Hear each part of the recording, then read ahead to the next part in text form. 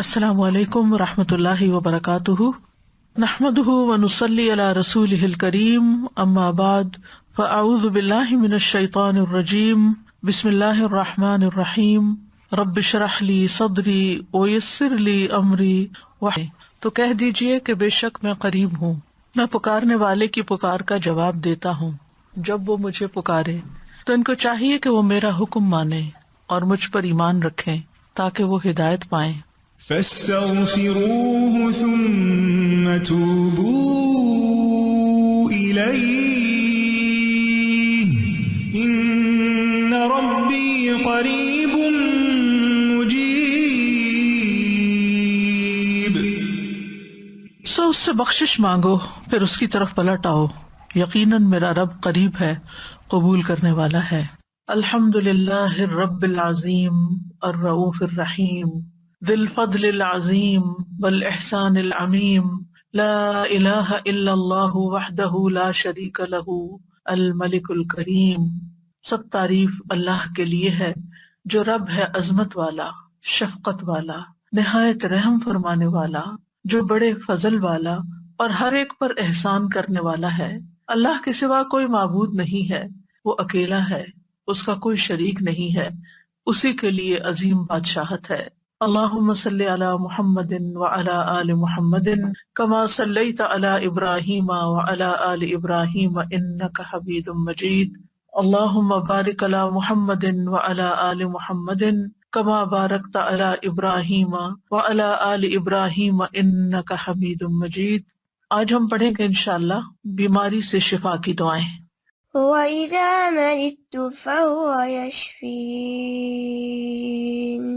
اور جب میں بیمار ہوتا ہوں تو وہی مجھے شفا دیتا ہے۔ وَأَيُّوبَ إِذْ نَادَى رَبَّهُ أَنِّي مَسَّنِيَ الضُّرُّ وَأَنْتَ أَرْحَمُ الرَّاحِمِينَ، فَاسْتَجَبْنَا لَهُ فَكَشَفْنَا مَا بِهِ مِنْ ضُرٍّ وَآتَيْنَاهُ أَهْلَهُ وَمِثْلَهُمْ مَعَهُمْ رَحْمَةً مِنْ عِنْدِنَا وَذِكْرَى لِلْعَابِدِينَ۔ اور ایوب کو یاد کیجیے جب اس نے اپنے رب کو پکارا کہ مجھے تکلیف پہنچی ہے اور تو سب رحم کرنے والوں سے زیادہ رحم کرنے والا ہے، تو ہم نے اس کی دعا قبول کر لی، پھر جو کچھ اسے تکلیف تھی وہ ہم نے دور کر دی، اور ہم نے اسے اس کے اہل و عیال اور ان کی مانند ان کے ساتھ مزید بھی اپنے پاس سے بطور رحمت عطا کیے اور عبادت کرنے والوں کے لیے نصیحت کے طور پر۔ ایوب علیہ السلام اللہ سبحانہ تعالیٰ کے برگزیدہ نبی تھے۔ اللہ تعالیٰ کی طرف سے ان پر ایسی شدید آزمائش آئی کہ وہ بہت لمبی بیماری میں مبتلا ہو گئے، اور اس کی وجہ سے ان کے اہل و عیال بھی ان سے جدا ہو گئے، یا یہ بھی کہا جاتا ہے کہ وہ فوت ہو گئے، مال مویشی بھی ہلاک ہو گئے۔ لیکن ایوب علیہ السلام نے ہر مصیبت پر صبر کیا، اپنے رب پر بھروسہ کیا، کوئی شکوہ نہیں کیا، کوئی واویلا نہیں کیا، کوئی شکایت نہیں کی۔ جب تکلیف حد سے بڑھ گئی تو انہوں نے اللہ تعالیٰ سے دعا کی، اے میرے رب مجھے بیماری لگ گئی ہے اور تو رحم کرنے والوں میں سب سے زیادہ رحم کرنے والا ہے۔ تو اللہ سبحانہ تعالیٰ نے ان پر اپنی رحمت نازل کی، ان کی دعا قبول فرمائی اور حکم دیا کہ زمین پر اپنا پاؤں مارو۔ انہوں نے پاؤں مارا تو ٹھنڈے پانی کا چشمہ نمودار ہو گیا۔ حکم ہوا کہ اسے پیو اور اس سے غسل کرو۔ وہ مبارک پانی پینے اور اس پانی کے ساتھ غسل کرنے سے ان کی ساری بیماری دور ہو گئی، یعنی پانی ان کے لیے شفا کا باعث بن گیا اللہ کے اذن سے، اور وہ پوری طرح صحت مند ہو گئے۔ اللہ تعالیٰ نے انہیں ان کے گھر والے بھی عطا فرما دیے اور اتنے ہی اور بھی دے دیے۔ وَأَيُّوبَ إِذْ نَادَى رَبَّهُ، اور ایوب کو یاد کیجیے علیہ السلام جب اس نے اپنے رب کو پکارا۔ ندا کا لفظ ہے، نادا، ندا کہتے ہیں بلند آواز سے پکارنے کو، یعنی ایک دعا ہوتی ہے جو ہم چپ کے مانگتے، جیسے زکریا علیہ السلام نے مانگی، اذ نادا ربہ نداء خفیہ، وہاں ندا کا لفظ ہے لیکن نداء خفیہ یعنی ایسی پکار تھی جو کہ چپکے تھی، لیکن یہاں پر صرف ندا کا لفظ ہے، نادا کا لفظ ہے۔ تو انہوں نے اپنے رب کو پکارا، دونوں طرح پکارنا چاہیے، دل ہی دل میں، چپ کے اور بلند آواز سے بھی۔ رب ہر طرح سنتا ہے۔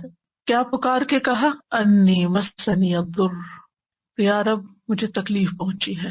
در سے مراد انسان کی جسمانی بدحالی ہے، بیماری، لاغری، بڑھاپا، یہ سب چیزیں در میں آتی ہیں۔ وَأَنْتَ أَرْحَمُ الرَّاحِمِينَ، اور آپ سب رحم کرنے والوں میں سب سے بڑھ کر رحم کرنے والے ہیں۔ کتنا خوبصورت انداز ہے پکارنے کا، دعا کرنے کا، مختصر الفاظ ہے، کوئی لمبی چوڑی باتیں نہیں ہیں، چند لفظ ہیں لیکن بڑے ہی جامع لفظ، اور کسی چیز کا مطالبہ بھی نہیں کیا، صرف رحم کی درخواست کی، یعنی اللہ تعالیٰ کی رحم کا ایک طرح سے واسطہ دیا۔ وَأَنْتَ أَرْحَمُ الرَّاحِمِينَ، تو کیا ہوا نتیجہ؟ فَاسْتَجَبْنَا لَهُ، ہم نے اس کی دعا قبول کر لی، اس کی گریہ وزاری قبول کر لی۔ فَكَشَفْنَا بِهِ مِنْ ضُرٍّ، اور جس تکلیف میں ہم نے اسے مبتلا کیا تھا اس سے عافیت عطا کرتی۔ وَآتَيْنَاهُ أَهْلَهُ وَمِثْلَهُمْ مَعَهُمْ، اور جس طرح انہیں پہلے اللہ تعالیٰ نے اہل و عیال اور مال و دولت اور صحت اور عافیت عطا کی تھی، وہ سب چیزیں اللہ تعالیٰ نے لوٹا دی، بلکہ اور بھی زیادہ عطا کی، اور دنیا کی نعمتوں کے ساتھ اس صبر پر آخرت کے بڑے اجر و ثواب کا بھی وعدہ کیا۔ اللہ تعالیٰ نے ایک دوسرے مقام پر ایوب علیہ السلام کے صبر کی تعریف کی ہے، انا وجدناہ صابرا نعم العبد انہ اواب، بے شک ہم نے اسے صابر پایا۔ اللہ نے گواہی دے دی کہ وہ صبر کرنے والے تھے۔ ہم صبر بھی کرتے تو بعض اوقات ایسی تکلیف میں ہوتے ہیں کہ سوچتے ہیں پتہ نہیں یہ بھی صبر ہے یا نہیں، یعنی ہمارا صبر بھی صبر ہے یا نہیں، اس میں بھی ڈاؤٹ ہو جاتا ہے۔ تو اللہ سبحانہ تعالیٰ نے ان کے صبر کو مان لیا کہ صابر ہیں۔ نعم العبد، کتنا اچھا بندہ۔ تو اس سے پتہ چلتا ہے کہ صبر کرنے والا، غم سے گزرنے والا جب صبر کرتا ہے تو اللہ تعالیٰ کا محبوب بن جاتا ہے، اور ساتھ ہی یقیناً وہ بہت رجوع کرنے والا تھا۔ یعنی اس کا یہ مطلب نہیں کہ پہلی دفعہ وہ دعا کر رہے تھے یا پہلی دفعہ وہ رب کی طرف انہوں نے رغبت کی تھی اتنے سال کی بیماری گزار کر، اور پہلے انہوں نے کبھی نہیں پکارا تھا۔ انہ اواب، وہ بہت زیادہ رجوع کرنے والے تھے رب کی طرف، بہت زیادہ اپنے رب کو پکارنے والے تھے۔ پھر فرمایا رحمتا من عندنا، انہوں نے ارحم الراحمین کہا تو یہاں پر اللہ تعالیٰ نے ان کو اپنی رحمت سے نوازا، رحمتا من عندنا، اپنے پاس سے رحمت عطا کی۔ اور یہ رحمت کیا تھی؟ اول شدید بیماری اور تکلیف اور آزمائش کے ساتھ ان پر رحم کیا، پھر انہیں صبر کی توفیق دے کر ان پر رحم کیا، پھر دعا قبول کر کے ان پر رحم کیا، پھر دعا قبول کرنے کے بعد صحت کے ساتھ اور مال و دولت وغیرہ لوٹایا اس کے ساتھ۔ تو یہ سب کچھ اللہ تعالیٰ کی عظیم رحمت تھی، رحمتا من عندنا۔ اور پھر آپ دیکھیں کہ اس رحمت کا ایک ظاہری مینیفیسٹیشن کیا تھا۔ ابو ہریرہ رضی اللہ عنہ روایت کرتے ہیں کہ نبی صلی اللہ علیہ وسلم نے فرمایا، ایک بار ایوب علیہ السلام برہنہ غسل فرما رہے تھے کہ سونے کی ٹڈیاں آپ پر گرنے لگیں، یعنی جیسے بارش ہوتی ہے۔ ایوب علیہ السلام انہیں اپنے کپڑے میں سمیٹنے لگے۔ ان کے رب نے انہیں پکارا کہ اے ایوب، کیا میں نے تمہیں اس چیز سے بے نیاز نہیں کر دیا جسے تم دیکھ رہے ہو؟ یعنی مجھے معلوم ہے کہ تمہارے دل میں اس کی کوئی لالچ نہیں، کوئی رغبت نہیں، تمہیں اس کی ضرورت نہیں، تمہارے پاس اللہ نے پہلے سے ہی بہت کچھ عطا کر دیا ہے، تو تم پھر کیوں یہ سمیٹ رہے ہو؟ ایوب علیہ السلام نے جواب دیا، ہاں تیری بزرگی کی قسم، لیکن تیری برکت سے میرے لیے بے نیازی کیسے ممکن ہے، یعنی اس سے میں بے نیاز نہیں ہو سکتا۔ تو بندہ مومن جو ہے وہ اللہ سبحانہ تعالیٰ سے دعا بھی کرتا ہے اور استغنا بھی برتتا ہے، دل میں لالچ بھی نہیں رکھتا، لیکن اگر اللہ تعالیٰ کی طرف سے بن مانگے اس تک کوئی نعمت پہنچتی ہے تو اس کو اللہ کی رحمت سمجھتا ہے، برکت سمجھتا ہے، اور اس سے تکبر کرتے ہوئے بے نیازی نہیں برتتا، یا ایسا زہد اور ایسا تکشف ظاہر نہیں کرتا کہ لے جاؤ اس کو، اٹھا لو اس کو، مجھے نہیں چاہیے، مجھے کیا کرنا ہے، میرے پاس آلریڈی بہت کچھ ہے، ایسا رویہ اختیار نہیں کرتا۔ یہ بھی شکر گزاری کا ہی ایک انداز ہوتا ہے، اور ان کے دل میں یعنی ایک طرح سے یہ شکر گزاری تھی کہ یہ اللہ کی طرف سے آ رہا ہے، کیونکہ ظاہر ہے کوئی انسان تو نظر نہیں آ رہا تھا جو ان پہ سونا برسا رہا ہو، اللہ سبحانہ تعالیٰ کی طرف سے ہی آ رہا تھا، اور ان کے وہم و گمان میں بھی نہیں تھا۔ اور جو چیز کسی لالچ اور کسی حرص کے بغیر انسان کے پاس آتی ہے تو اسے اللہ سبحانہ تعالیٰ کی ایک نعمت سمجھ کر شکر گزار ہونا چاہیے بندے کو۔ وَذِكْرَى لِلْعَابِدِينَ، اور عبادت گزاروں کے لیے ایک نصیحت ہے اس واقعے میں۔ یعنی عموماً جو عبادت گزار لوگ ہوتے ہیں اگر ان کی دعا قبول نہ ہو تو بعض اوقات وہ مایوس ہونے لگتے ہیں، اتنی دعا کی پھر کچھ نہیں ہوا، یا پھر یہ کہ بعض اوقات عبادت کی وجہ سے شیطان دل میں ایک عجیب سا خیال ڈال دیتا ہے کہ تم تو بہت نیک ہو اور تمہارا دنیا سے کیا تعلق، اور انسان صرف دنیا کو کریٹیسائز ہی کرتا رہے اور دنیا کو برا بھلا ہی کہتا رہے. تو ایسا نہیں ہے، یعنی عبادت اور اللہ کی نعمت دونوں جمع بھی ہو سکتی ہیں، جیسے ایوب علیہ السلام پر جمع ہوئی تھی کہ وہ عبادت گزار تھے، اواب تھے، بہت زیادہ اپنے رب کو پکارتے تھے، اس کی طرف رجوع کرتے تھے. اور اواب جو ہوتا ہے صرف دعا نہیں کرتا بلکہ نماز اور دیگر نیک اعمال کے ساتھ اپنے رب کی طرف رجوع کرتا ہے. اور اس میں اگر اللہ سبحانہ وتعالیٰ بندے پر اپنی رحمت فرماتا ہے، صحت دیتا ہے، طاقت دیتا ہے، تو ایسے میں وہ مزید شکر گزار ہوتا ہے. تو اس واقعے میں عبادت گزاروں کے لیے ایک نصیحت ہے کہ اگر بیماری آ جائے، اگر تکلیف آ جائے تو پھر کیا کرنا چاہیے. اگر مختلف چیزوں کے ذریعے انسان کی آزمائش ہو تو پھر کس طرح صبر کیا جائے، اللہ تعالیٰ کے سامنے کیسے فریاد پیش کی جائے، اور پھر جب اللہ تعالیٰ انعام فرمائے تو کس طرح بہیو کیا جائے. کیونکہ بعض لوگ تکلیف میں تو اللہ تعالیٰ کی طرف رغبت کرتے ہیں، لیکن جب تکلیف دور ہو جاتی تو پھر کیا کرتے ہیں، بھول جاتے ہیں، اور پھر وہ اس کو اپنا کارنامہ بتانے لگتے ہیں کہ میں نے ایسا کیا اور ویسا کیا، یہ ایکسرسائز کی اور یہ دوا کھائی اور یہ طریقہ اختیار کیا تو اس وجہ سے مجھے یہ شفا ہوئی ہے، اور اللہ تعالیٰ کو اس میں سے نکال دیتے ہیں. تو بندہ مومن کسی حال میں بھی، چاہے صبر ہو یا شکر ہو، وہ دونوں کیفیات میں رب ہی کے ساتھ جڑا رہتا ہے. ایوب علیہ السلام کا واقعہ حدیث میں تھوڑی تفصیل کے ساتھ بھی آتا ہے. انس بن مالک کہتے ہیں کہ رسول اللہ صلی اللہ علیہ وسلم نے فرمایا، بے شک اللہ کے نبی ایوب علیہ السلام اپنی آزمائش میں 18 برس بیمار رہے، 1-2 دن نہیں، 18 سال. قریبی اور دور کے لوگوں نے انہیں چھوڑ دیا، ساتھیوں نے چھوڑ دیا. البتہ ان کے بھائیوں میں سے، یعنی دینی بھائیوں میں سے 2 آدمی صبح و شام ان کے پاس آتے جاتے رہے. تو ایک دن ایک اپنے دوسرے ساتھی کو کہنے لگا، کیا تو جانتا ہے اللہ کی قسم ایوب نے کوئی ایسا گناہ کیا ہے جو جہان والوں میں سے کسی نے نہیں کیا؟ اس پر اس کے ساتھی نے کہا، وہ کون سا؟ اس نے کہا، دیکھو 18 سال ہو چکے ہیں، اللہ نے اس پر رحم نہیں کیا کہ اس کی آزمائش اس سے ہٹا دے. کیونکہ بعض اوقات عبادت گزاروں کی جب آزمائش لمبی ہو جاتی ہے تو لوگ باتیں بنانا شروع کر دیتے ہیں کہ یہ تو بہت دین والے ہیں، اور یہ تو قرآن والے ہیں، اور یہ تو بہت نمازی ہیں، اور حج عمرے کرتے ہیں، اور پھر دیکھو ان کے ساتھ کیا ہو رہا ہے. تو ان کے اوپر بھی اسی طرح کی بات ہوئی. جب وہ شام کو ایوب علیہ السلام کے پاس آئے تو ایک نے بے صبری میں وہ بات ذکر کر دی کہ وہ کوئی یہ کہہ رہا تھا تمہارے بارے میں. تو ایوب علیہ السلام نے ان کا الزام سن کر کہا، جو کچھ تم کہہ رہے ہو اس طرح کی کوئی بات میرے علم میں تو نہیں ہے. اب ریاکشن دیکھے. ہاں اتنا ضرور ہے کہ اللہ تعالیٰ جانتا ہے کہ 2 آدمیوں کے پاس سے میرا گزر ہوتا تھا جو آپس میں جھگڑ رہے ہوتے تھے، وہ دونوں ہی اللہ کا نام لیتے تھے، پھر میں اپنے گھر واپس آتا اور ان دونوں کی طرف سے کفارہ ادا کرتا، اور اس بات کو ناپسند کرتا کہ وہ ناحق اللہ کا نام لے رہے ہیں. یعنی یہ مجھے اچھا نہیں لگتا تھا کہ وہ اللہ کا نام لے کے لڑ رہے ہیں، تو میں ان کی بخشش کے لیے صدقہ کر دیتا تھا کہ ان کی پکڑ نہ ہو اس پر. یعنی ایسے نیک انسان. بہرحال ایوب علیہ السلام کی آزمائش اور بیماری ایسی تھی کہ جب وہ قضاء حاجت کے لیے باہر جاتے اور فارغ ہو جاتے تو ان کی بیوی ان کو ہاتھ سے پکڑ کر سہارا دیتی تھی، حتیٰ کہ وہ واپس اپنی جگہ پر پہنچ جاتے. یعنی اتنے کمزور اور لاغر ہو گئے تھے. ایک دن وہ لیٹ ہو گئے اور ان کی بیوی ان کے انتظار میں رہی، اور اللہ نے ایوب کی طرف وحی کی، ارکز برجلک، یعنی باہر ہی گئے ہوئے تھے تو وہیں پر ارکز برجلک ھذا مغتسل بارد وشراب، اپنا پاؤں مارو، یہ نہانے کا ٹھنڈا اور پینے کا پانی ہے. ادھر ان کی بیوی سمجھ رہی تھی کہ وہ دیر کر رہے ہیں، یعنی اپنی حاجت سے فارغ ہونے دیر ہو رہی ہے، اور وہ ذرا ہٹ کے کھڑی ہوں گی اور انتظار کر رہی تھی. جب وہ واپس پلٹے تو اللہ نے ان کی تمام بیماریاں دور کر دی، اور وہ بہت حسین لگ رہے تھے. جب ان کی بیوی نے ان کو دیکھا تو پہچان نہ سکی. پوچھا، اللہ تمہیں برکت دے، کیا تم نے اللہ کے نبی جو بیمار ہیں انہیں دیکھا ہے؟ اللہ کی قسم جب وہ صحت مند تھے تو تم سے سب سے زیادہ مشابہت رکھتے تھے. تو انہوں نے کہا، میں وہی ایوب ہوں. یعنی اتنی دیر میں ہی تکلیف دور ہو گئی. اور کس سے؟ پانی سے. ایوب علیہ السلام کے 2 کھلیان تھے، ایک گندم کا تھا اور ایک جو کا. اللہ نے اس پر 2 بادل بھیجے.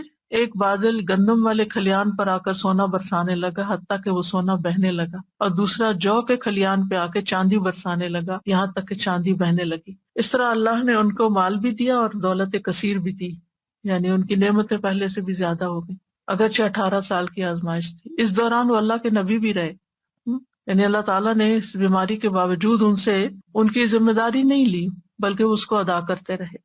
اور ایک وفادار بیوی تھی اور 2 دینی ساتھی تھے جو آتے جاتے تھے، باقی سب چھوڑ گئے تھے۔ چونکہ اس کے آخر میں آیا ہے کہ ذکرى للعابدین، اس کہانی میں، اس واقعے میں عبادت گزاروں کے لیے، نیک لوگوں کے لیے ایک بڑی نصیحت ہے کہ اگر تکلیف آئے اور آزمائش آئے تو پھر کرتے کیا ہیں۔ اس سے یہ بھی پتہ چلتا ہے کہ آزمائش نبی اور غیر نبی دونوں پر آ سکتی، کیونکہ ہمارے ذہن میں یہ خیال ہوتا ہے کہ جو نیک لوگ ہیں ان پر آزمائش نہیں آ سکتی، نہیں، سب پر آ سکتی۔ انبیاء بھی آزمائے جاتے ہیں، بلکہ انبیاء کی آزمائش زیادہ ہوتی ہے، اور پھر جو ان سے قریب تر ہوتے ہیں، یعنی جتنے جتنے نیک ہوتے ہیں اس کے مطابق۔ اور پھر یہ ہے کہ جب تکلیف آئے تو واویلا کرنے کی بجائے انسان کو صبر سے کام لینا چاہیے، اور پھر یہ کہ اللہ تعالیٰ دعا قبول کرتا ہے جب انسان اللہ کے خوبصورت ناموں یا صفات کے ساتھ گریہ وزاری کرتا ہے، اس سے مصیبت دور ہوتی ہے، اور مصیبت آنے پر اس کے گزر جانے کا انتظار کرنا چاہیے، اور انسان کو حوصلے میں رہنا چاہیے کہ آج تک جتنی تکلیفیں آئی سب چلی گئیں، یہ بھی ایک وقت آئے گا تو چلی جائے گی، کوئی بھی مصیبت ہمیشہ کے لیے نہیں باقی رہتی۔ اور یہ بھی یاد رہے کہ جو شخص تکلیف پر صبر کرتا ہے اللہ تعالیٰ اس کو دنیا میں بھی انعام سے نوازتا ہے، اور آخرت کا اجر تو اس کے لیے لکھا ہی جاتا ہے۔ اور ہمیشہ انسان اپنے آپ کو اس تکلیف کے وقت یاد دہانی کراتا رہے کہ فَإِنَّ مَعَ الْعُسْرِ يُسْرًا، إِنَّ مَعَ الْعُسْرِ يُسْرًا، بے شک ہر مشکل کے ساتھ ایک آسانی ہے، بے شک اسی مشکل کے ساتھ ایک اور آسانی ہے۔ رسول اللہ صلی اللہ علیہ وسلم نے فرمایا مدد صبر کے ساتھ ہے، اور کشادگی تنگی کے ساتھ ہے، اور بے شک ہر مشکل کے ساتھ ایک آسانی ہے، بے شک اسی مشکل کے ساتھ ایک اور آسانی ہے۔ بس انسان کی نگاہیں ہوں جو اس آسانی کو ڈھونڈنے والی ہوں، صرف انسان تکلیف پر نظر نہ رکھے بلکہ اس کے ساتھ انسان کو جو مزید چیزیں غور و فکر کرنے، سوچنے اور سمجھنے اور اپنے عمل میں تبدیلی لانے کا ایک موقع ملا ہے، اللہ کی طرف سے توفیق ملی ہے، اس کو بھی انسان ضرور ذہن میں رکھے۔ دوسری آیت جو ہے وہ ہے وَإِذَا مَرِضْتُ فَهُوَ يَشْفِينِ، اور جب میں بیمار ہوتا ہوں تو وہی مجھے شفا دیتا ہے۔ یعنی بیماری میں انسان کو اس چیز کا یقین رکھنا چاہیے کہ شفا صرف اللہ کے ہاتھ میں، اور وہ شفا دے تو پانی کے ساتھ بھی دے دیتا ہے۔ یہ دعا اور یہ قول ابراہیم علیہ السلام کا ہے جو قرآن مجید میں آیا ہے۔ سورۃ الشعراء کی آیت نمبر 80 ہے کہ ابراہیم علیہ السلام نے اپنے والد اور اپنی قوم کے سامنے توحید کی دعوت پیش کی تھی، اور اللہ تعالیٰ کا تعارف کروایا تھا انہی الفاظ میں کہ الذی خلقنی فہو یہدینی والذی هو یطعمنی ویسقینی واذا مرضت فہو یشفینی۔ اسی نے مجھے پیدا کیا ہے، وہی مجھے راہ دکھائے گا، وہی مجھے کھلاتا ہے، وہی مجھے پلاتا ہے، جب میں بیمار ہو جاتا ہوں تو وہی مجھے شفا دیتا ہے۔ یعنی شفا صرف اور صرف اللہ کے ہاتھ میں ہے، وہی شفا دیتا ہے۔ انسان کو اچھی طرح یقین ہونا چاہیے۔ اس لیے جب بیماری آئے، جب تکلیف آئے تو پہلا دھیان اللہ کی طرف جائے، پہلا خیال اللہ کی طرف جائے، ڈاکٹر کی طرف نہیں، دوا کی طرف نہیں، لوگوں کی طرف نہیں۔ اور اس پر اپنے آپ کو ٹیسٹ کیا کریں، اگر کہیں چوٹ لگتی ہے، اگر کہیں درد ہوتی ہے، اگر کہیں کوئی بھی چیز پیش آتی ہے، ایک دم گلا پکڑا جاتا ہے کچھ، تو کیا خیال آتا ہے کہ اس سے نجات اور خلاصی کیسے ہوگی، اب کیا کروں؟ کیونکہ انسان فوراً اس کا توڑ سوچتا ہے نا کہ یہ مشکل آ گئی، اب اس کا توڑ کیا ہو، اب میں کیا کروں؟ تو سب سے پہلے اللہ سے دعائیے۔ اللہ تعالیٰ کا نام بھی شافی ہے، یہاں شافی کہہ کے پکار سکتے ہیں، اللہ شفا تیرے ہاتھ میں، یا رب تو مجھے شفا دے۔ جو اپنی زبان میں، عربی میں، اردو میں، انگلش میں، جس میں بھی پہلے اللہ کو پکارے، اللہ تو اس کی صحت کے اسباب پیدا کر دے، تو یہ آسانی پیدا کر دے۔ حضرت عائشہ کہتی ہیں کہ رسول اللہ صلی اللہ علیہ وسلم دم کرتے ہوئے یہ دعا پڑھا کرتے تھے، امسح البأس رب الناس بیدک الشفاء لا یکشف الکرب الا انت، اے لوگوں کے رب تکلیف کو دور کر دے، شفا تو تیرے ہی ہاتھ میں ہے، تیرے سوا اس کو دور کرنے والا اور کوئی نہیں۔ کیونکہ تکلیف ہمارے عقیدہ توحید کو بھی آزماتی ہے، اس کی بھی آزمائش کے لیے آتی۔ تو جب انسان کہتا ہے کہ صرف اللہ ہی کر سکتا ہے اور وہی سبب پیدا کرے گا اور باقی سب اسباب ہے، دوا ہو یا دعا ہو یا پھر کوئی ڈاکٹر کی یا کسی انسان کی مدد ہو، یہ سب وسائل ہیں، یہ اسباب ہیں، یہ وسائل ہیں، جبکہ اس کو دور کرنے کی طاقت صرف اللہ میں ہے، کرتا وہی ہے۔ تو آپ دیکھیے کہ ابراہیم علیہ السلام کا یہ ادب ہے، اور وہ کہتے ہیں کہ بیماری اور شفا دونوں اللہ ہی کی طرف سے ہیں، لیکن بیمار ہونے کی نسبت انہوں نے اپنی طرف کی ہے کہ جب میں بیمار ہوتا ہوں، میں بیمار کرتا تو اللہ، لیکن جب میں بیمار ہوتا ہوں فہو یشفینی، تو وہ مجھے شفا دیتا ہے۔ یعنی اگرچہ خیر اور شر دونوں کا خالق اللہ ہے، لیکن شر کی نسبت اپنی طرف کی ہے اور خیر کی نسبت اللہ تعالیٰ کی طرف کی ہے۔ کہا جاتا ہے نا کہ تندرستی 1000 نعمت ہے، واقعی تندرستی اور صحت اللہ تعالیٰ کی بہت بڑی نعمت ہے۔ نبی صلی اللہ علیہ وسلم نے فرمایا 2 نعمتیں ایسی ہیں جن کے بارے میں اکثر لوگ خسارے میں ڈالے گئے ہیں، تندرستی اور فراغت، فرصت، یعنی آپ کے پاس وقت ہوتا ہے، آپ بہت زیادہ کاموں میں دبے ہوئے نہیں ہیں، ڈوبے ہوئے نہیں ہیں، لیکن لوگ اس وقت سے فائدہ نہیں اٹھاتے، صحت سے فائدہ نہیں اٹھاتے، اور اسی طرح فراغت سے صحیح فائدہ نہیں اٹھاتے، حتیٰ کہ بیماری اور بڑھاپے کے منہ میں جا پڑتے ہیں جب وہ پھر کچھ کرنے کے قابل نہیں رہتے۔ اور ہمیں یہ بھی حکم دیا گیا ہے کہ ہم صحت کی حفاظت کریں، اپنے جسم پر ناروا بوجھ نہ ڈالیں۔ عبداللہ ابن عمرو ابن العاص کہتے ہیں نبی صلی اللہ علیہ وسلم کو میرے بارے میں یہ بات پہنچی کہ میں مسلسل روزے رکھتا ہوں اور رات بھر نماز پڑھتا ہوں، دن کو روزہ رات کو نماز، نہ کھانا نہ نیند، یعنی بہت کم دونوں چیزیں۔ تو آپ نے میری طرف پیغام بھیجا کہ ملاقات کے لیے حاضر ہوں، تو میں نے آپ سے ملاقات کی۔ آپ نے فرمایا کیا مجھے یہ خبر نہیں دی گئی کہ تم روزے رکھتے ہو اور افطار نہیں کرتے اور رات بھر نماز پڑھتے رہتے ہو؟ یعنی مجھے یہ معلوم ہوا، یہ نہیں بتایا کس نے بتایا کیا، یعنی مجھے یہ اطلاع پہنچی ہے، کنفرم کرو یہ ایسے ہی ہے۔ تو جب انہوں نے کہا کہ ہاں، تو آپ نے فرمایا تم اس طرح نہ کرو، کیونکہ تمہاری آنکھوں کا بھی تم پر حق ہے، تمہارے نفس کا بھی تم پر حق ہے، تمہاری بیوی کا بھی تم پر حق ہے۔ تم روزہ بھی رکھو اور افطار بھی کرو، نماز بھی پڑھو اور سویا بھی کرو، اور ہر 10 دنوں میں 1 دن کا روزہ رکھ لو، یہ تمہارے لیے 9 روزوں کا اجر بن جائے گا۔ اور ایک اور روایت میں آتا ہے، صحیح بخاری کی روایت ہے، آپ نے فرمایا اگر تم ایسا کرتے رہے، یعنی ہر وقت روزے سے رہے اور ہر وقت جاگتے رہے، تو تمہاری بینائی کمزور ہو جائے گی اور تمہارا نفس تھک جائے گا۔ یعنی عبادت میں بھی اعتدال کرو، اس طرح کا بوجھ اپنے اوپر نہ ڈالو کہ تم بیمار پڑ جاؤ۔ تو اس سے کیا پتہ چلتا ہے اس حدیث سے کہ ہمارا دین ہمیں اعتدال سکھاتا ہے، اور یہ سکھاتا ہے کہ ہم اپنی جان کا بھی حق ادا کریں، اپنے گھر والوں کا بھی حق ادا کریں، اور اپنے جسم کا، آنکھوں کا اور باقی تمام چیزوں کا۔ اسی طرح ایک حدیث سے ہمیں یہ پتہ چلتا ہے کہ نیک انسان کے لیے صحت مالداری سے زیادہ بہتر ہے، یعنی صحت جو ہے یہ بڑی دولت ہے مال سے بھی، تو اس لیے مال کماتے ہوئے بھی انسان کو اپنی صحت برباد نہیں کرنی چاہیے۔ عبداللہ بن خبیب اپنے چچا سے روایت کرتے ہیں کہ ہم لوگ ایک مجلس میں تھے کہ رسول اللہ صلی اللہ علیہ وسلم ہمارے پاس تشریف لائے، سر مبارک پر پانی کے اثرات تھے، تو ہم نے کہا اے اللہ کے رسول ہم آپ کو بہت خوش دیکھ رہے ہیں۔ آپ نے فرمایا ہاں۔ پھر لوگ مال و دولت کا، مالداری کا تذکرہ کرنے لگے، تو آپ نے فرمایا اللہ عز و جل سے ڈرنے والے کے لیے مالدار ہونے میں کوئی حرج نہیں، یعنی ایک شخص کے اندر اگر اللہ کا تقوی اور خوف ہے اور ساتھ اس کے پاس مال بھی بہت ہے تو کوئی حرج نہیں، کوئی گناہ کی بات نہیں۔ البتہ اللہ عز و جل سے ڈرنے والے کے لیے مالداری سے زیادہ بہتر چیز صحت ہے، اور دل کا خوش ہونا اللہ کی نعمت ہے۔ یعنی اگر انسان صحت مند ہے اور اس کے دل میں بھی اطمینان ہے اور وہ خوش ہے تو یہ بہت بڑی نعمت ہے۔ آج آپ دیکھیں کہ بعض لوگ دنیاوی اعتبار سے بہت کامیابیاں حاصل کر لیتے ہیں، بڑے بڑے ریکارڈ توڑ لیتے ہیں، لیکن پھر کیا ہوتا ہے اس کے بعد، جو ایک دم ڈپریشن کا شکار ہو جاتے ہیں۔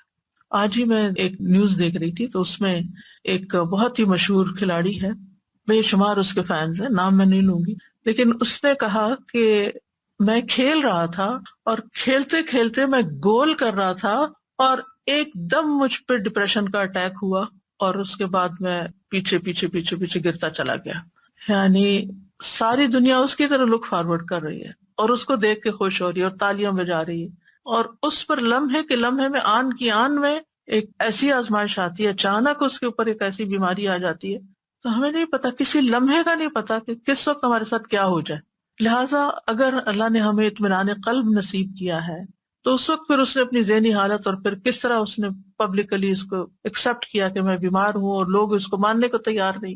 یعنی لوگ کیا چاہتے ہیں، ہمارے ہیروز جو ہیں وہ تو سپر سے سپر مین ہی نظر آئے، وہ کبھی اظہار ہی نہ کریں کہ ان کو کوئی تکلیف ہے یا ان کو کوئی پریشانی، لیکن انسان تو کہیں بھی پہنچ جائے وہ انسان ہے اور کمزور ہے، اور اللہ تعالیٰ دکھاتا ہے کہ کوئی بھی انسان خدا نہیں ہے، لیکن ہوتا ہی ہے کہ ہم کچھ انسانوں کو خدا کا درجہ دے دیتے ہیں اور ان سے ایسی توقعات وابستہ کر لیتے ہیں کہ نہ یہ کبھی بیمار ہوں گے اور نہ ہی کبھی ان کو کوئی تکلیف آئے گی اور نہ ہی ان پر کوئی آزمائش آئے گی۔ تو ایسا نہیں سوچنا چاہیے، انسان انسان ہے اور انسان کمزور ہے، اور انسان دنیا میں مال و دولت کے یا شہرت کے کسی بھی مقام پہ پہنچ جائے، اس کے ساتھ کسی وقت بھی کچھ ہو سکتا ہے۔ تکلیف نعمت میں بھی بدل سکتی ہے اور نعمت تکلیف میں بھی بدل سکتی ہے، اس لیے انسان کو اللہ تعالیٰ کی طرف رجوع کرتے رہنا چاہیے اور عافیت کی دعا مانگتے رہنا چاہیے۔ لیکن ہمیں جو اس حدیث سے پتہ چلتا ہے وہ یہ کہ مالداری سے زیادہ بہتر چیز صحت ہے. بعض اوقات آپ نے دیکھا ہوگا کہ کوئی غریب سے غریب شخص ہے لیکن انتہائی ایکٹیو، صحت مند، بھاگ دوڑ کرنے والا، کام کرنے والا، جسے عموماً بیک ہوم میڈز وغیرہ ہوتی ہیں تو وہ کتنی ایکٹیو ہوتی ہیں، لیکن ان کو اپنی اس نعمت کی قدر ہی نہیں ہوتی کہ اللہ نے ہمارے ہاتھ پاؤں چلتے رکھے ہیں اور ہم کام کر سکتے ہیں اور ہمیں کسی کے اس لحاظ سے محتاجی نہیں ہے. ہم دوسروں کی خدمت کر رہے ہیں، ہم ان سے بہتر ہیں کہ ان کو ہماری ضرورت ہے جبکہ ہمیں ان کی اس طرح ضرورت نہیں ہے، لیکن وہ اس نعمت کی قدر کرنے کے بجائے اس غم میں رہتے ہیں کہ ان کے پاس بڑا گھر ہے یا گاڑی ہے اور ہمارے پاس نہیں ہے تو ہم محروم ہیں. اللہ کے اس حدیث کی روح سے زیادہ محروم وہ ہے جس کے پاس صحت نہیں ہے. نبی صلی اللہ علیہ وسلم نے فرمایا، جس شخص نے اس حالت میں صبح کی کہ اسے اپنے بارے میں امن ہو، کوئی خوف نہیں، وہ بدن کے لحاظ سے تندرست ہو اور اس کے پاس اس دن کے لیے روزی موجود ہو، صرف اس ون سنگل ڈے کے لیے کھانے پینے کا سامان ہے، گویا ساری دنیا اس کے لیے جمع کر دی گئی ہے اگر انسان ان نعمتوں پہ سوچے اور شکر ادا کرے. رسول اللہ صلی اللہ علیہ وسلم نے فرمایا، اللہ سے عافیت کا سوال کیا کرو کیونکہ کسی انسان کو عافیت سے بڑھ کر کوئی چیز نہیں دی گئی. معاذ بن رفاع اپنے والد سے روایت کرتے ہیں کہ ابو بکر صدیق رضی اللہ تعالی عنہ ممبر پر کھڑے ہوئے پھر رو دیے. فرمایا، گزشتہ سال رسول اللہ صلی اللہ علیہ وسلم ممبر پر کھڑے ہوئے، یہ کہہ کر ابو بکر پھر رو پڑے اور فرمایا، اللہ سے معافی اور عافیت کا سوال کرو کیونکہ یقین کے بعد عافیت سے بڑھ کر کوئی نعمت کسی کو نہیں دی گئی. اسی طرح نبی صلی اللہ علیہ وسلم نے ایک شخص کو نصیحت کرتے ہوئے فرمایا کہ 5 چیزوں کو 5 چیزوں سے قبل غنیمت سمجھو، جوانی کو بڑھاپے سے پہلے، صحت کو بیماری سے پہلے، مالداری کو فقیری سے پہلے، فراغت کو اپنی مصروفیت سے پہلے، زندگی کو موت سے پہلے. اسی طرح آپ نے ایک موقع پر ابن عمر سے فرمایا، جب تم صبح کرو تو اپنے دل میں شام ہونے کا نہ سوچو، شام کا انتظار نہیں کرو، شام ہو تو صبح ہونے کا نہ سوچو، یعنی جو وقت ہے اس میں جیو، اس کی قدر کرو، اس وقت سے فائدہ اٹھاؤ، اس میں اچھا اچھا کام کر لو. یہ نہ سوچو اچھا صبح ہوگی تو پھر کر لیں گے، اگر اس وقت ہے تو پھر اس وقت وہ کام کر لو، کیونکہ عبداللہ تم نہیں جانتے کل تمہارا نام کیا ہوگا، یعنی مردوں میں ہوگے یا زندوں میں ہوگے. اور یہ بہت بڑی نصیحت ہے. آج کے لوگ بہت سے تجربے کرنے کے بعد اس نتیجے پہ پہنچے ہیں اور اب یہ بات بہت ان ہو گئی ہے کہ لیو ان مومنٹ، ناؤ کی اہمیت، اور اس پہ کتابیں باقاعدہ لکھی گئی ہیں کہ اس مومنٹ میں جیو جس میں جی رہے ہو اور اس کو انجوائے کرو. لیکن بہت سے لوگ جو وقت اس وقت ہے اس کی قدر نہیں کرتے، یا ماضی کے بارے میں سوچتے رہتے ہیں کہ یہ کیوں ہو گیا، وہ کیا، یا مستقبل ہائی کیا ہوگا، کس نے جانا. بعض لوگ پریشان رہتے ہیں ہمارے بڑھاپے کا کیا ہوگا، ہمیں کیا پتا کہ ہم بڑھاپے تک زندہ بھی ہیں یا نہیں ہیں. تو جو اللہ نے دیا ہے اس سے خوب خوب فائدہ اٹھا لینا چاہیے، اس کا شکر ادا کرنا چاہیے. پھر اسی طرح یہ ہے کہ انسان کو نہ صرف یہ کہ اپنی صحت بلکہ اپنے ماحول کی صحت کا بھی خیال رکھنا چاہیے اور اس کے لیے بھی دعا کرنی چاہیے. جیسے نبی صلی اللہ علیہ وسلم نے مدینہ والوں کے لیے دعا کی تھی، اے اللہ ہمارے دلوں میں مدینہ کی محبت اسی طرح پیدا کر دے جس طرح مکہ کی محبت، بلکہ اس سے بھی زیادہ. اے اللہ ہمارے سا اور مد میں برکت عطا فرما اور مدینہ کی آب و ہوا ہمارے لیے صحت افزا کر دے، یہاں کے بخار کو جوفا میں بھیج دے، یعنی کہیں اور چلا جائے، مدینہ کو ایک پرامن جگہ بنا دے. تو انسان کو اپنے بدن میں بھی عافیت کی دعا کرنی چاہیے، اپنے گھر میں بھی، اپنے شہر میں، اپنے ملک میں، کہ جہاں ہم رہتے ہیں امن امان کے ساتھ رہ سکیں. کیونکہ انسان امن کے ساتھ ہی بہت پروڈکٹیو ہو سکتا ہے. جب انسان کے اوپر ایک خوف سوار ہوتا ہے، اس کے حالات پریشانی کا شکار ہوتے ہیں، تو اس کو یہ نہیں سمجھ آتی کہ مجھے کیا کرنا چاہیے، یعنی بعضوں کا دل جمتا ہی نہیں پھر کسی کام کے کرنے کے لیے. پھر اس بات کو یاد رکھنا چاہیے کہ بیماری کا آنا اللہ کی طرف سے ایک امتحان ہوتا ہے. اللہ تعالیٰ کسی وقت کسی کو بھی آزما سکتا ہے. وَلَنَبْلُوَنَّكُمْ بِشَيْءٍ مِّنَ الْخَوْفِ وَالْجُوعِ وَنَقْصٍ مِّنَ الْأَمْوَالِ وَالْأَنفُسِ وَالثَّمَرَاتِ وَبَشِّرِ الصَّابِرِينَ. ہم ضرور تمہیں خوف، فاقے، نیز جان و مال اور پھلوں کے خسارے میں مبتلا کر کے تمہاری آزمائش کریں گے. تو اس میں جان جو ہے اس کی آزمائش میں صحت کی آزمائش بھی شامل ہے، یعنی جان جانے کے علاوہ دنیا میں رہتے ہوئے انسان بیمار رہے. پھر یاد رکھیے کہ تکلیف اور بیماری انبیاء کو بھی آ سکتی ہے. جیسے ہم نے ایوب علیہ السلام کے بارے میں پڑھا کہ 18 سال بیمار رہے، اور اسی طرح رسول اللہ صلی اللہ علیہ وسلم کو بھی کئی دفعہ بخار آیا. ابو سعید کہتے ہیں کہ وہ رسول اللہ صلی اللہ علیہ وسلم کے پاس آئے، آپ بخار میں مبتلا تھے، آپ پر چادر تھی، انہوں نے اپنا ہاتھ چادر پہ رکھا، کہا کہ اللہ کے رسول آپ کا بخار بہت سخت ہے.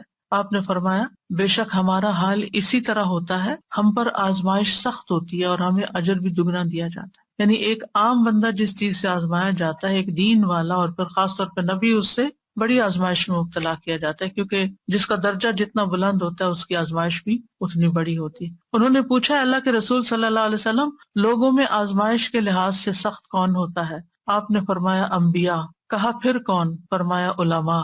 کہا پھر کون؟ فرمایا نیک لوگ۔ یعنی جیسے جیسے آپ کے درجے ہوں گے اسی حساب سے آزمائش ہوگی۔ اس لیے اگر کسی کے اوپر کوئی تکلیف بڑی آ جاتی ہے تو وہ تب بھی اللہ سے اچھا گمان رکھے کہ اگر اللہ نے مجھے دوسروں کے مقابلے میں زیادہ آزما لیا تو اس کا مطلب یہ ہے کہ اللہ تعالیٰ کی مجھ پہ نظر کرم ہے۔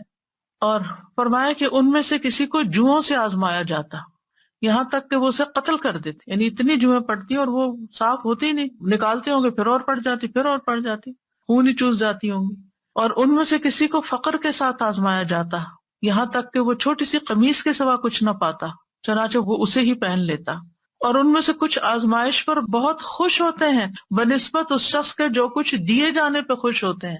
یعنی اللہ کے نیک بندوں کی ایک پہچان یہ بھی ہے کہ جب ان پر کوئی تکلیف آتی ہے تو پریشان ہونے کی بجائے وہ اللہ سے راضی ہو جاتے ہیں کہ اللہ نے مجھے اس کے لیے چنا، مجھے اس قابل سمجھا تو اس لیے مجھ پر یہ امتحان ڈالا۔ یعنی عافیت تو مانگنی چاہیے، لیکن مانگنے کے باوجود اگر اللہ تعالیٰ آزما لیتا ہے تو ناراضگی کی کوئی گنجائش نہیں۔ مثلاً ایک انسان نیک کام کر رہا ہوتا ہے لیکن ابھی اس کا وہ درجہ نہیں اونچا گیا، وہ گراف ابھی نیچے ہی ہے کہ یکایک ایسی مصیبت آتی ہے کہ جس پہ صبر کی وجہ سے وہ اعلیٰ ترین درجے پہ پہنچ جاتا ہے، اور اگر وہ صبر نہیں کرتا تو پہلے سے بھی نیچے آ جاتا ہے۔ انبیاء کو دو آدمیوں کے برابر بخار ہوتا ہے۔ پھر آپ دیکھیے کہ مسلمان کو جب کوئی کانٹا بھی چبھتا ہے تو پھر اس کے ذریعے اللہ تعالیٰ اس کے گناہوں کو ایسے دور کرتا ہے جیسے سوکھے درخت سے پتے جھڑ کے اس کو صاف کر دیتے ہیں۔ مریض کے لیے خوشخبریاں بھی ہیں۔ اب اپنی کوئی نہ کوئی بیماری تکلیف یاد کر لی، کیونکہ آج کل تو ہر شخص کسی نہ کسی بیماری میں کہیں نہ کہیں مبتلا رہتا ہی ہے، اور وہ بہت بودر بھی کرتی ہے بعض اوقات کہ کب میری جان چھوٹے گی اس سے، اور یہ کیوں ہے، اور مجھے اتنی دوا کھانی پڑتی ہے، اور باقی لوگ بغیر دواؤں کے بھاگے دوڑے پھرتے ہیں۔ تو انسان بلا وجہ اپنے اوپر ایک شیطانی وسوسوں کی وجہ سے بوجھ محسوس کرنے لگتا ہے، لیکن یاد رکھیے کہ اللہ تعالیٰ جس کے ساتھ بھلائی کا ارادہ کرتا ہے اس کو مصیبت میں مبتلا کر دیتا ہے۔ یہ صحیح بخاری کی روایت ہے، من یرد اللہ بہ خیرا یصب منہ، کیونکہ اس تکلیف اور اس آزمائش اور اس سپن کے اندر سے گزر کے بندہ نکھر جاتا ہے یا پھر پلٹ جاتا ہے۔ تو یہ جو نکھار ہے نا، اور یہ چمکاؤ جو ہے انسان کے دل کے اندر اور انسان کی پرسنالٹی میں، یہ مشکل سے گزر کر ہی آتا ہے۔ ام سلمہ کہتی ہیں کہ میں نے رسول اللہ صلی اللہ علیہ وسلم کو فرماتے ہوئے سنا، جب اللہ بندے کو کسی مصیبت کے ساتھ آزماتا ہے اور وہ اپنی حالت اور کیفیت کی بنا پر اسے ناپسند کرتا ہے تو اللہ تعالیٰ اس تکلیف کو اس کے گناہوں کا کفارہ اور اسے پاک کرنے کا سبب بنا دیتا ہے، جب تک کہ وہ لاحق ہونے والی تکلیف کو اللہ کے علاوہ کسی اور در پر پیش نہیں کرتا، یعنی اسے دور کرنے کے لیے غیر اللہ کو نہیں پکارتا، اللہ ہی کو پکارتا، اللہ ہی سے دعائیں مانگتا ہے۔ تو مومن کو تو ایک کانٹا بھی چپ جائے تو اس پر بھی اللہ سبحانہ و تعالیٰ اس کا گناہ معاف کر دیتا ہے۔ ابو سعید کہتے ہیں ایک آدمی نے رسول اللہ صلی اللہ علیہ وسلم سے پوچھا کہ ہمیں جو بیماریاں لگتی ہیں یہ بتائیے کہ ان پر ہمارے لیے کیا ہے؟ آپ نے فرمایا یہ بیماریاں گناہوں کا کفارہ بن جاتی ہیں۔ ابی ابن کعب نے عرض کیا اگرچہ بیماری چھوٹی ہو؟ آپ نے فرمایا اگرچہ ایک کانٹا ہی چپ جائے یا اس سے بھی کم۔ بعض اوقات آپ نے دیکھا ہوگا کہ آپ گارڈننگ کر رہے ہوتے ہیں یا پھول توڑنے لگتے ہیں، کوئی سبزی توڑنے لگتے ہیں، تو آپ کے ہاتھ میں ایک چھوٹا سا نظر نہ آنے والا چھوٹا سا کانٹا چپ جاتا ہے۔ اب وہ نظر بھی نہیں آتا، لیکن اس کی چبھن اور اس کی بودریشن اور اس کی تکلیف ایسی ہوتی ہے کہ انسان کسی پل اس کو بھولتا نہیں، یعنی اسے بے چین رکھتا ہے۔ وہ اس پر بھی اجر ہے، لیکن اس وقت اجر بھول جاتا ہے، بس تکلیف ہی یاد رہتی ہے، اور اس کے بدلے اللہ تعالیٰ انسان کے درجات بلند کر دیتا ہے۔ سادہ جی مجھے خیال آیا کہ اجر کے لیے شاید ہم اتنے حریص نہیں ہیں، ہم اس کو اتنا اس طرح مٹیریلائز کر کے نہیں دیکھتے، جیسے کانٹے چبھنے اور اس کی بات کی نا آپ نے، مجھے خیال آیا کچھ لوگ اپنی مالی مجبوری کی وجہ سے جا کے بلڈ اپنا بیچتے ہیں، یعنی پنچ کرا کے بلڈ نکلواتے ہیں، کوئی ویکنس ہوتی ہوگی یا کوئی آرگن بیچ دیتے ہیں، کوئی اس طرح کا چیز ہوتی ہے، تو وہ ان کے سامنے وہ مالی فائدہ ہوتا ہے جسے وہ ان کو زیادہ چاہیے ہوتا ہے، تو وہ اپنے جسم کا ایک حصہ یا جسم کا خون بیچ دیتے ہیں۔ لیکن انسان کے اوپر اچانک سے کوئی آزمائش آ جاتی ہے تو اس وقت وہ چیز نظر نہیں آ رہی ہوتی نا کہ اس کے بدلے اجر ملنے والا کیا ہے، جیسے پڑھا بھی ہے، حدیث میں بھی ہے، یقین بھی ہے، لیکن شاید ہماری وہ لیول آف ہرس نہیں ہے کہ ہم پھر اس پہ اس وقت صبر کر جائیں اتنا۔ اصل میں جب آخرت کو سامنے رکھ کے انسان جیتا ہے نا تو چیزیں اور طرح نظر آتی ہیں، پھر پھر ہر چیز کے بارے میں انسان مختلف طریقے سے سوچتا ہے، نگاہ ہی بدل جاتی ہے، وہ آزمائشوں کو مختلف طرح دیکھتا ہے، وہ نعمتوں کو مختلف طرح دیکھتا ہے، وہ مال کو کسی اور طرح دیکھتا ہے، وہ زندگی کے منصوبے کسی اور طرح بناتا ہے، اس کی پلاننگ کچھ اور ہوتی ہے، پورا پرسپیکٹو چینج ہو جاتا ہے۔ سادہ جی، ہم نے اکثر دیکھا ہے جب ہم مریض کے پاس ہوتے ہیں اور ہم کس قسم کی باتیں کر رہے ہوتے ہیں، کئی لوگوں کو تو ہی مریض کی عیادت کے آداب بھی نہیں آتے اور الٹا ان کو وہ ڈی موٹیویٹ کر کے اٹھتے ہیں کئی مرتبہ۔ تو یہ اس قسم کی باتیں جو ہیں اگر ہم کہیں لکھ لیں اور کہیں لے جائیں میں ساتھ، بلکہ کتاب نکال رکھی جی، تھی کہ میں ساتھ لے کر آؤں گی، کیونکہ یہ جو میں آپ کو بتا رہی ہوں اس کا بہت سا مٹیریل اس کے اندر میں موجود ہے۔ یعنی یہ کتاب جو ہے اس میں اسی طرح ریسرچ کر کے یہ ساری احادیث اور پھر دعائیں وغیرہ جمع کی گئی تھی کہ جب بھی کوئی بیمار ہو تو اس کو تحفہ دے دیا جائے، وہ بیٹھ کے پڑھتا رہے اور کم از کم اس کی پریشانی دور ہو۔ مجھے جب کسی کا پتہ چلتا ہے تو میں اس کو ریکمینڈ کرتی ہوں کہ یہ کم از کم پہلے 2-3 صفحے جو ہے نا وہ تو ضرور پڑھ لو، کیونکہ اس میں یہ خوشخبریاں اور یہ ساری چیزیں کہ بیماری کیوں آتی ہے اور کیا کرنا چاہیے۔ کیونکہ اگر انسان کو یہ بات سمجھ آ جائے نا کہ میں نے اس میں اب آ تو گئی آنے والی چیز، وہ تو نہیں ٹال سکتا، اب تو وہ اپنے وقت کے ساتھ ہی جائے گی، تو کم از کم ایک حوصلہ بلند ہو جاتا ہے، اس کا morale بلند ہو جاتا ہے، اس کی سوچ بدل جاتی ہے، وہ اتنا مزریبل نہیں ہوتا، وہ اتنا سیلف پٹی کا شکار نہیں ہوتا، صبر کرنا آ جاتا ہے جو کہ اس وقت کی ضرورت ہوتی ہے۔ پھر وزٹنگ دا سک، اس میں اگر آپ جا رہے ہیں تو آپ بیمار کے اوپر کیا پڑھ کے دم کریں، اس کے بڑے بڑے حرف بھی ہیں، ٹرانسلیٹریشن بھی ہے اور ٹرانسلیشن بھی ہے، اور خوبصورت پھول بھی ہے کہ جب کہیں رکھے ہوئے وہ تو دیکھ دیکھ کے خوش ہوتے رہیں، تو اس سے حوصلہ ہوتا ہے، تسلی ہوتی ہے۔ یعنی بیماری کا تعلق بھی بہت زیادہ سوچ کے ساتھ ہوتا ہے۔ کسی بھی مشکل کے وقت اگر آپ کی سوچ پازیٹیو ہے نا تو آپ کے لیے وہ تکلیف ہلکی ہو جائے گی۔ وہ اچانک اٹیک تو ہوتا ہے، آپ ہرٹ ہوتے ہیں، لیکن پھر آپ اس سے فوراً نکل آتے ہیں۔ تو مریض کے احکام یہ ہر بندے کے پاس ہونی چاہیے، بیمار ہوں تو فوراً ہی نکالیں۔ اور پھر اس میں کچھ فقہی چیزیں بھی ہیں، یعنی کہ وضو کیسے کریں، تیمم کیسے کب کریں، اور طریقہ تیمم کا، اور نماز کی رخصت کھڑے ہو کے نہیں تو بیٹھ کے کیسے پڑھیں، لیٹ کے کیسے پڑھیں، اور پھر اس روزے کے بارے میں، پھر اگر حج میں کچھ چیزیں ہو جائیں ایسی تو پھر کیا کریں، اور پھر وینٹیلیٹر کے اوپر یا خودکشی والے کے ساتھ کیا کریں، پھر کچھ مسنون چیزیں جو ہیں، اور پھر آخر میں اس میں بھی دعائیں ہیں۔ یہ دعائیں جو اس میں ہیں اس کے اندر بھی آخر میں ڈالی ہوئی ہیں، کیونکہ بعض اوقات انسان کو اپنے پہ دم خود کرنا ہوتا ہے یا کسی اور پہ کرنا ہے، یا پھر عافیت کی دعائیں ہیں تو وہ ساری اکٹھی کر دی گئی۔ اس کے علاوہ یہ حسن صحت کتاب جو ہے، بیسیکلی جو میرا جینا میرا مرنا ہے، اس کتاب کا جو پہلا چیپٹر تھا حسن صحت کے بارے میں، اس کو جب میں نے پڑھایا تو تھوڑا الیبوریٹ کیا تھا اور نئی چیزیں اس میں ڈالی تھی، تو الحمدللہ اس میں بھی بہت سی ایسی چیزیں۔ تو یہ کتابیں ہر گھر میں ہونی چاہیے تاکہ اللہ نہ کرے کہ کوئی تکلیف میں ہو یا بیمار ہو تو اس وقت انسان ان کو پڑھ لے۔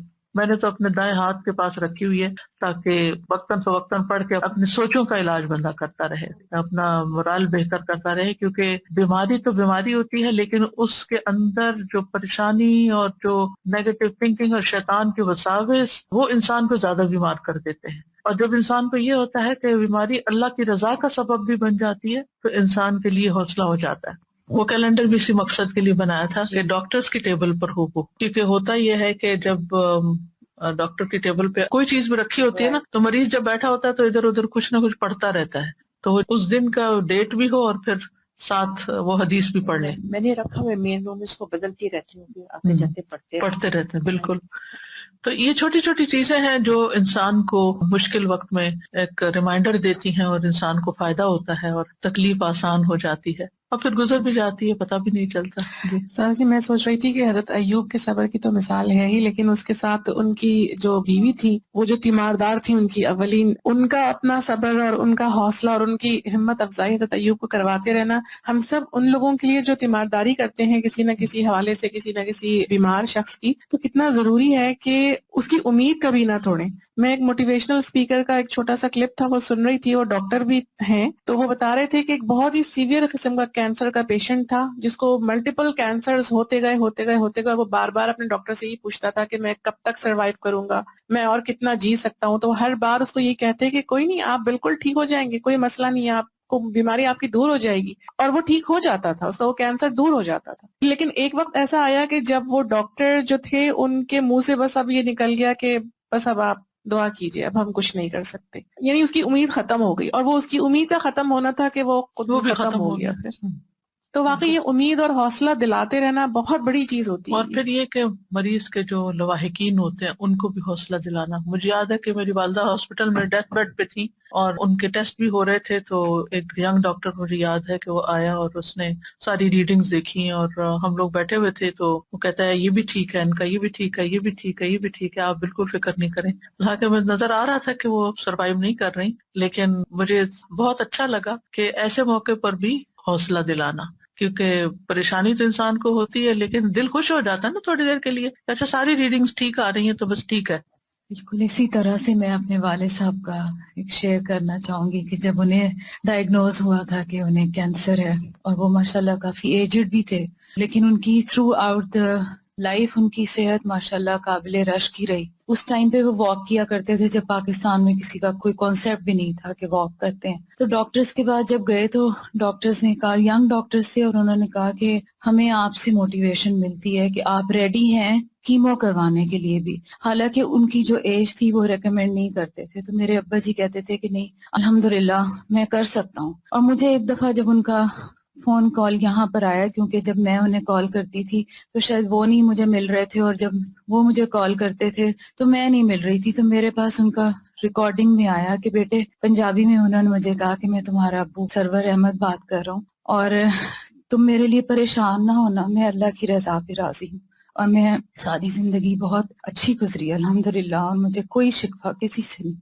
تو میں فیس کروں گا اس کو. اور وہ اس سے کافی بہتر بھی ہو گئے الحمدللہ. لیکن ایک وقت تھا کہ پھر جانا ہی تھا, جو ہمیں نظر آ رہا تھا کہ اب یہ نہیں رہیں گے. تو میں نے انہیں کہا کہ ابا جی آپ مجھے کچھ لکھ کے تھے, کہ مجھے پتا تھا کہ اب یہ نہیں رہیں گے. تو انہوں نے مجھے کہا کہ بیٹا میرا قلم ساتھ نہیں دیتا, ہاتھ ساتھ نہیں دیتا. میں نے کہا نہیں آپ مجھے کچھ لکھ کے دیں. تو انہوں نے مجھے ایک چھوٹا سا لیٹر لکھ کے دیا, جس میں میں محسوس کر رہی تھی کہ ان کا ہاتھ کانپ رہا ہے اور ان کا قلم واقعی ساتھ نہیں دیتا, لیکن اس میں جو دعائیں تھیں وہ میرے دل پہ لکھی ہوئی ہیں. الحمدللہ اللہ پاک ان سب کی مغفرت کرے, ہمیں ان کے لیے صدقہ جاریہ بنا دے. آج اتفاق سے نورین ملک بھی ہمارے ساتھ ہیں, یہ بھی ایک کووڈ کے بہت ہی شدید ترین کیفیات سے گزری. میں چاہوں گی کہ اپنا ایکسپیرینس شیئر کریں کہ کس طرح آپ کا علاج ہوا. السلام علیکم ورحمۃ اللہ. وعلیکم السلام ورحمۃ اللہ. بہت ساری باتیں بتانے کو ہیں, لیکن میرے خیال میں ایک, ابھی جب آپ لوگ اس کی بات کر رہے تھے امیدی اور نا امیدی کی, تو میری گھر والے بتاتے ہیں کہ اس طرح کی کئی دفعہ میری کیفیت ہوئی کہ جس وقت انہوں نے کہا کہ this is it, it's time to pull the plug. تو الحمدللہ میرا ایک کزن ہے, وہ ER میں کام کرتے ہیں, تو انہوں نے جب کہا کہ آپ مجھے کانفرنس کال پہ ڈالیے, اور انہوں نے کہا کہ نہیں how can we give up, ابھی ہم اور ٹرائی کریں گے. تو مطلب سب لوگ مجھے بتاتے ہیں کہ جس طرح سے اس نے کانفیڈنس سے یہ کہا کہ نہیں ہم نہیں گیو اپ کریں گے, اٹ از پاسبل.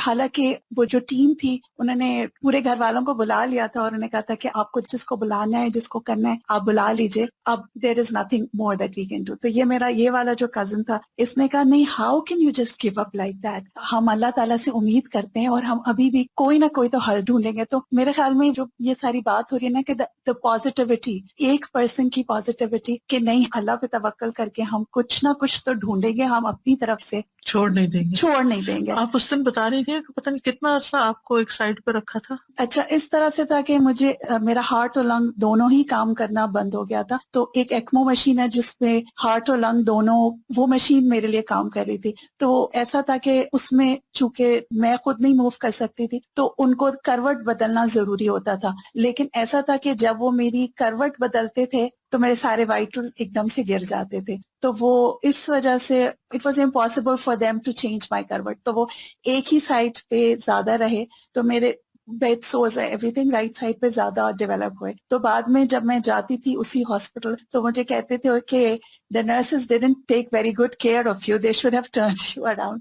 بتا رہی تھی نا باقی سارے زخم ٹھیک ہو گئے, سر کا ابھی بھی کچھ باقی ہے. جی تو وہ ہے کچھ چیزیں. اب جیسے میرے خیال میں یہ ضرور کہوں گی کہ اتنی ساری چیزیں میرے ساتھ اتنی زیادہ میراکولس ہوئی ہیں کہ گنتی ہی نہیں کر سکتی میں. ایک ایگزامپل میں یہ دے دیتی ہوں کہ جب میں ٹھیک ہو گئی تھی, میں پہلی اپنی پلمونالوجسٹ کے پاس وزٹ کے لیے گئی تھی, تو اس نے مجھے میرا اگست کا لنگ ایکس رے دکھایا, تو وہ پورا وائٹ تھا, پورا وائٹ یعنی پورا ڈیزیزڈ ہو چکا تھا.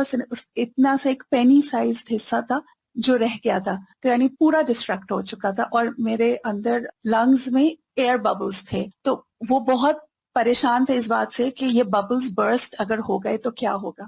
جب 2 مہینے کے بعد اپنا نیکسٹ اسکین کیا انہوں نے تو شی واز امیزڈ، کہنے لگی کہ یہ خود سے ریزالو ہو گئے، ہمیں نہیں پتا. It was always an option کہ وہ کہتے تھے کہ آپ تھوڑا سا بہتر ہو جائیں گے تو ہمیں سرجیکلی انٹروین کرنا پڑے گا، یا تو لنگ ٹرانسپلانٹ کرنا پڑے گا، یا ہم پوری سرجری کی ٹیم بٹھائیں گے کہ ہم کس طرح سے ان کو ریزالو کریں. تو جب اس نے 2 مہینے بعد میرا اسکین دیکھا، اس نے کہا اٹس انبلیویبل، اور مجھ سے پوچھ رہی تھی، کہنے لگی تمہیں احساس نہیں ہو رہا تھا کہ جب تمہارے لنگ پہ پریشر کم یا زیادہ ہو رہا ہے؟ تو میں نے کہا نہیں، it was just a miracle. اسی طرح ایک انہوں نے مجھے چیسٹ ٹیوب ڈالی ہوئی تھی، and for the longest time وہ صبح میں پوری ٹیم ہوتی تھی، وہ جو میرے سامنے ڈسکشن کر رہی ہوتی تھی، وہ کہتے ہوتے تھے اگر ہم نے یہ ٹیوب نکال دی تو یہ کولیپس ہو جائے گی، اور وہ فیصلہ نہیں کر پا رہے تھے کہ اس ٹیوب کو ہم کیسے نکالیں، کیا کریں. تو 3-4 ہفتے تک میں ایک آئی سی یو میں، پھر دوسرے اس میں، پھر تیسرے، انٹل کہ انہوں نے مجھے وارڈ میں شفٹ کر دیا without taking out the tube, اور انہوں نے کہا کہ ہم نہیں انٹروین کر سکتے، we are too scared. And سبحان اللہ، it was such a miracle کہ جس دن انہوں نے مجھے موو کیا، میں وارڈ میں پہنچی تو جو میری نرس تھی وہ آئی مجھے دوا دینے کے لیے، تو اس نے یوں جھک کے نیچے دیکھا اور اس نے کہا تمہاری چیسٹ ٹیوب یہ ہے، زمین پہ رکھی ہوئی ہے. تو کہنے لگی how did it come out? تو میں نے کہا فرشتوں نے نکالا ہے، مجھے نہیں.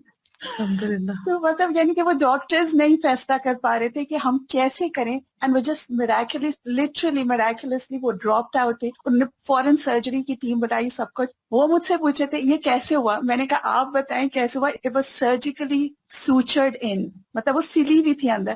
دیر واز نو وے کہ کوئی ہیومن بھی اس کو ایسے کھینچ کے نکال دے. لیکن جب انہوں نے مجھے شفٹ کیا تو وہ ٹیوب خود سے زمین پہ تھی. I mean it was one of those things کہ وہ فیصلہ ہی نہیں کر پا رہے تھے اگر ہم نے کیا تو اس کے ساتھ کیا ہوگا. تو وہ میں یہی کہہ جب اللہ سکتی تعالیٰ ہوں. نے زندگی لکھی ہو تو پھر جی شفا اللہ دیتا ہے. جی بالکل. اس طرح کی چھوٹی چھوٹی بہت ساری باتیں میرے بیک پہ نہ موو کرنے کی وجہ سے اتنا، یعنی 6 inches wide, 6 inches deep, 6 inches اندر ٹنل کیا ہوا، اتنا بڑا زخم تھا جس کی وجہ سے میں ہل نہیں سکتی تھی. میں جب ڈاکٹر سے پوچھتی تھی یہ کتنے دن میں ہیل ہوگا تو مجھے کبھی کوئی ٹائم لائن نہیں دیتے تھے. وہ ہمیشہ کہتے تھے یہ جب ہوگا تو ہوگا. اینڈ جب میں ریہیب میں تھی اور نرسز میری ڈریسنگ چینج کرتی تھی with in a period of 2 weeks 6 inches سے وہ 2 انچز ہو گیا. اور وہ دیکھتے تھے اور وہ کہتے تھے we have never seen this kind of healing. آپ کرتی کیا تھی؟ کون سی دعائیں پڑھتی تھی؟ دعاؤں پہ میں یہ ابھی آپ جب حضرت ایوب کی دعا بتا رہی تھی تو میں یہ بات بہت سوچ رہی تھی کہ جب بھی میں پہلے اپنی زندگی میں یہ والی دعا دیکھتی تھی نا، اللہم انی مسنی الضر، تو میں ہمیشہ یہ سوچتی تھی کہ یہ دعا کیسے ہو سکتی ہے کہ اللہ تعالیٰ سے آپ کہہ رہے ہیں کہ مجھے تکلیف ہوئی ہے. لیکن جب میری آنکھ کھلی تو میں ہل نہیں سکتی تھی، موو نہیں کر سکتی تھی، اتنی ساری ٹیوبس تھی. The only dua that I could make was Allahumma anni massani ad-dur، کہ مجھے تکلیف ہے، مجھے یہ نہیں پتا تھا میں کس چیز کے لیے دعا مانگوں، آنکھیں ٹھیک ہو جائے، ہاتھ ٹھیک ہو جائے، کیونکہ I couldn't move, I couldn't speak. مجھے پہلی دفعہ احساس ہوا کہ جو لوگ بات نہیں کر سکتے ہیں ان کو کتنی بے چارگی کا احساس ہوتا ہے، کیونکہ I couldn't talk. اور وہ یہ بھی نہیں ان کو سمجھ آ رہی تھی کہ یہ بولے گی تو کیسے ہم کیا کریں کہ یہ بولنا شروع ہو جائے. مینی تھنگس، مطلب تو مجھے وہ احساس ہوا کہ جو لوگ ہاتھ نہ ہلا سکتے ہوں ان کو کیسا لگتا ہوگا. اللہ تعالیٰ نے ہمیں کتنی نعمتیں دی ہیں. میں ہاتھ اٹھا کے پانی نہیں پی سکتی تھی، میں ان کو اشارے سے کہتی تھی کہ مجھے پانی دے دیں تو ان کو سمجھ نہیں آتی تھی. پھر وہ کسی طرح پانی کا گلاس قریب آیا تو میں اٹھا نہیں سکتی تھی، اٹھایا منہ میں ڈالا تو میں سوالو نہیں کر سکتی تھی. تو آئی واز جسٹ تھنکنگ کہ ایک پانی کا گلاس پینا ہم کتنا نارملی اٹھایا اور پی لیا، لیکن آپ اٹھا نہ سکیں، منہ تک پہ جا نہ سکیں، اس کو ڈال نہ سکیں، اور منہ میں چلا بھی گیا تو پھر اس کو سوالو نہ کر سکیں. ایک ایکٹ میں اللہ تعالیٰ کی کتنی رحمتیں ہیں اور نعمتیں ہیں. ہم کتنی دفعہ الحمدللہ کہیں. الحمدللہ، مطلب I mean I have a list of جو miracles ہیں. میرے خیال میں اس میں یہ ضرور کہوں گی کہ میں لوگوں کو یہ کہتی ہوں کہ میں تو معجزہ ہوں دعاؤں کا، لیکن جن لوگوں نے میرے لیے دعا کی ہے انہوں نے کتنی تڑپ کے مانگی تھی کہ اللہ تعالیٰ نے ان سب کی دعا میرے لیے قبول کی ہے. الحمدللہ. جزاک اللہ خیر. سعید کہتے ہیں کہ میں سلمان کے ساتھ کندا میں ایک مریض کی عیادت کے لیے گیا. جب وہ مریض کے پاس آئے تو انہوں نے کہا خوش ہو جاؤ. اب اگر ہم کسی مریض کو کہیں خوش ہو جاؤ تو وہ آگے سے شاید مائنڈ ہی کر جائے، لیکن ساتھ ہی انہوں نے یہ کہا کہ بے شک مومن کے مرض کو اللہ تعالیٰ کفارے اور اپنی رضا کا سبب بنا دیتے ہیں، اور فاجر کا مرض ایسا ہے جیسے کہ اونٹ کہ اس کے مالک نے اسے باندھ دیا، اس کے بعد چھوڑ دیا اور اسے خبر نہیں کہ کیوں باندھا اور کیوں کھولا، کیوں ہنکا دیا۔ پھر اسی طرح آگ کے عذاب کا بدل بننے کے لیے بھی بیماری آتی ہے، یعنی آخرت کے عذاب سے بچاؤ کے لیے۔ ابو ہریرہ سے روایت ہے کہ رسول اللہ صلی اللہ علیہ وسلم ایک مریض کی تیمارداری کے لیے تشریف لے گئے جسے بخار تھا، میں بھی آپ کے ساتھ تھا۔ آپ نے اسے فرمایا خوش ہو جاؤ، بے شک اللہ تعالیٰ فرماتے ہیں یہ بخار میری آگ ہے جسے میں اپنے بندے پر دنیا میں مسلط کر دیتا ہوں تاکہ اس کی آخرت والی آگ کے عذاب کا بدل بن جائے۔ اس لیے بخار کو کبھی برا بھلا نہیں کہنا چاہیے، نہیں، دنیا کا بخار آخرت کے عذاب سے بچاؤ کا ذریعہ بن جاتا ہے۔ پھر اسی طرح عام دنوں میں انسان جو نیک عمل کرتا رہتا ہے، بیماری میں اگر نہیں کر سکتا تو وہ اس کے لکھے جاتے ہیں۔ نبی صلی اللہ علیہ وسلم نے فرمایا دن بھر کا کوئی عمل ایسا نہیں جس پر مہر نہ لگائی جاتی ہو۔ چنانچہ جب مسلمان بیمار ہوتا ہے تو فرشتے عرض کرتے ہیں اے اللہ، اے ہمارے رب، تو نے فلاں بندے کو روک دیا، یعنی اب وہ یہ نہیں کر سکتا جو پہلے ہر روز کرتا تھا۔ رب عز و جل فرماتا ہے کہ اس کے تندرست ہونے تک جیسے وہ اعمال کرتا ہے ان کی مہر لگاتے جاؤ، یا یہ کہ وہ فوت ہو جائے تو پھر اور بات ہے۔ یعنی بیماری میں ان سارے اعمال کو اس کے لیے مہر لگاتے جاؤ، یعنی انہی اعمال کو ریپلیکیٹ کرتے جاؤ کہ گویا کہ وہ کر رہا ہے۔ رسول اللہ صلی اللہ علیہ وسلم نے فرمایا جب کوئی بندہ بیمار ہوتا ہے یا سفر میں جاتا ہے تو اس کے وہ تمام عمل لکھ دیے جاتے ہیں جو وہ حالت قیام اور زمانے تندرستی میں کیا کرتا تھا، اور دنیا میں جن پہ تکلیف آتی ہے اگر وہ صبر کرے تو قیامت کے دن ان کو ملنے والے اجر کو دیکھ کر لوگ تمنا کریں گے کاش ہماری جلدیں کینچیوں سے کاٹ دی جاتی۔ پھر اسی طرح بعض بیماریوں میں جب لوگ فوت ہو جاتے ہیں تو شہادت کا ثواب ملتا ہے۔ رسول اللہ صلی اللہ علیہ وسلم نے فرمایا فی سبیل اللہ مارے جانے کے علاوہ 7 طرح کی شہادت اور ہے۔ ایک وہ جو طاعون کی بیماری میں مرے، دوسرے جو پانی میں ڈوب کر مرے، تیسرے جو ذات الجم جیسے پھیپھڑوں کی بیماری اس میں مرے، چوتھا پیٹ کی بیماری میں مرنے والا، پانچواں جل کر مرنے والا، چھٹا چھت یا دیوار کے نیچے دب کے مرنے والا، ساتویں وہ عورت جو حاملہ ہو اور مر جائے، یہ سب شہید کہلائیں گے۔ یہ سب بھی شہادتیں ہیں۔ پھر اللہ کے اذن سے بیماری جو ہے وہ جنت میں داخلے کا ذریعہ بھی بنتی ہے، اور اس میں وہ خاتون جس کو مرگی کا دورہ پڑتا تھا اور اس نے دعا کے لیے کہا تو آپ نے فرمایا اگر تم چاہو تو صبر کرو، تمہارے لیے جنت ہے، اور چاہو تو میں تمہارے لیے دعا کر دوں کہ اللہ تمہیں صحت اور عافیت دے دے۔ تو اس نے کہا کہ میں صبر کروں گی لیکن میرا سطر کھل جاتا ہے، تو آپ دعا کریں کہ میں جب بے ہوش ہوں تو پھر میرا سطر نہ کھلے۔ تو آپ نے اس کے لیے دعا کر دی۔ آج کے لیے اتنا ہی کافی ہے، انشاءاللہ تعالی باقی کل کو کنٹینیو کریں گے۔ جزاکم اللہ خیرا وآخر دعوانا ان الحمد للہ رب العالمین۔ سبحانک اللہم وبحمدک اشہد ان لا الہ الا انت استغفرک واتوب الیک۔ السلام علیکم ورحمۃ اللہ وبرکاتہ۔